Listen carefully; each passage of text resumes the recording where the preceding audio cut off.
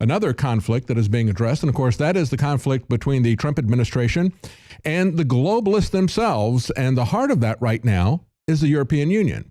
I think it's interesting that that is the focus of the Trump administration at this point, not as much on the United Nations. And of course, the man that Trump has picked as his choice for ambassador to the European Union is Ted Malloch. And of course, he's a good example of how Trump has gone in and picked people who essentially know what the plans to the Death Star are. This guy, his book is Davos, Aspen, and Yale, My Life Behind the Elite Curtain as a Global Sherpa. He is very well connected. He has been the person as a Sherpa. That's essentially what they call an executive that prepares for a summit conference, just like the Sherpas help the mountain climbers get up Everest. He's the guy who put this all together. So he's one of these guys who really made it all work for the globalists, and now he's going to take them apart. And of course, he's making the rounds in Europe, talking to the BBC, talking to RT this last weekend, made some amazing announcements and got into people's faces like our own American version of Nigel Farage. First of all, he said when he was talking to RT, he said the Davos man is dead. And you have to understand what the Davos man is. This refers to the global elite of wealthy whose members view themselves as completely international. This is something that was created, this term, the Davos man, was created by a political scientist, Samuel Huntington.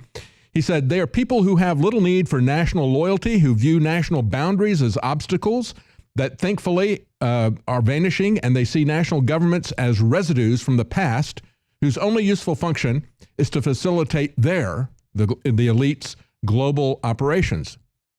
The first person you think of when you hear that, isn't it, is George Soros. So, of course, people like Bill Gates also believe that as well. But that's a very concise definition of who these elitists are. They don't see themselves as belonging to any country. They see themselves as transcending. They see themselves as more important than any country or any national boundary. And as a matter of fact, they want to destroy national boundaries. And they want to destroy the people who work within those. They have nothing but contempt for those who are lower down. So he said in his interview with RT, he said, the Davos man is dead. He said, look at the people that they're talking to at Davos. He said, these are people who are on their way out, people like John Kerry. And then, of course, he went on the BBC and he shocked them with his bluntness. He said, obviously, Trump does not want a union, a European Union, that is tilted toward Germany. He said he is going to deal with nations bilaterally, but he is not going to deal with a supranational bureaucracy that is not democratic. And that's precisely what the European Union is. He said Trump won't cow down to the powers that be. He'll speak his mind even if it gets him in trouble or is held in disregard by others. It used to be called honesty. But now in this current age, he said, of baby talk and political correctness and mostly bullshit, it's now regarded as dishonesty. And that, of course, was a very shocking bit of frankness coming out of him. And then he kind of channeled Nigel Farage. Remember when Nigel Farage said, the first European president, Herman von Rompuy, he said, you have the demeanor of a third-rank bank clerk. Who are you to take away an elected official in Greece and impose a banker in the heart of the place that created democracy? And so today, or over this weekend, Ted Malloch said of Mr. Juncker, the current European president, he said he was a very adequate mayor, I think, of some city in Luxembourg, and maybe he should go back there and do that again. So that's pretty amazing. But he also says that Trump is not going to back down. Trump is not going to be cowed down. And of course, Ted Malloch is not going to be bowed down as well.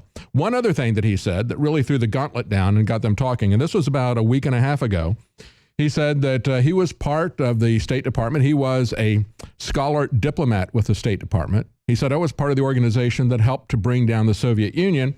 And he said, maybe there's another union that needs a little taming. And of course, by that, he meant the European Union. He supports Brexit, and he believes that the euro is doomed. But of course, the people have pushed back at this. The European Union has said that they want to block Trump's appointment, to which Ted Malloch said, well, maybe they don't realize that Trump won the American election and that it is the prerogative of countries to choose who they want to send as ambassadors to other places. And even The Guardian agreed with that. Even The Guardian said it was never a requirement of envoys to the Soviet Union that they support communism.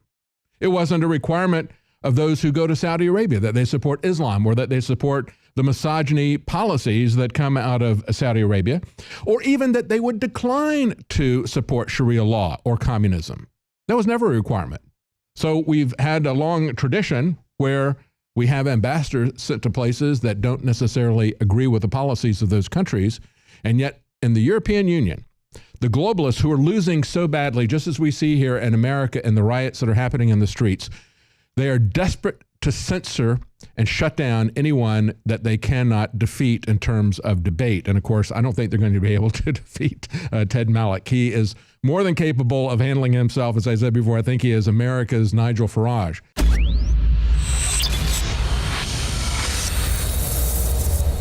In case you haven't heard, InfoWars has become the most influential media outlet in America. We're making freedom go viral. And now we are proud to announce a new weapon in the epic battle against the globalists. InfoWars Prime, where you can watch live high-definition feeds of The Alex Jones Show, plus exclusive insider videos from the InfoWars crew and behind-the-scenes action. Go to Infowars.com/app and download today. InfoWars Prime is available right now for your iPhone or Android. You will have access to exclusive videos that you can't see anywhere else. And that means live coverage of events and breaking news on location as it happens. You can also take advantage of amazing deals from the InfoWars store that are only available for InfoWars Prime subscribers. That's InfoWars Prime at Infowars.com/app. And if you can hear my voice, you are the resistance.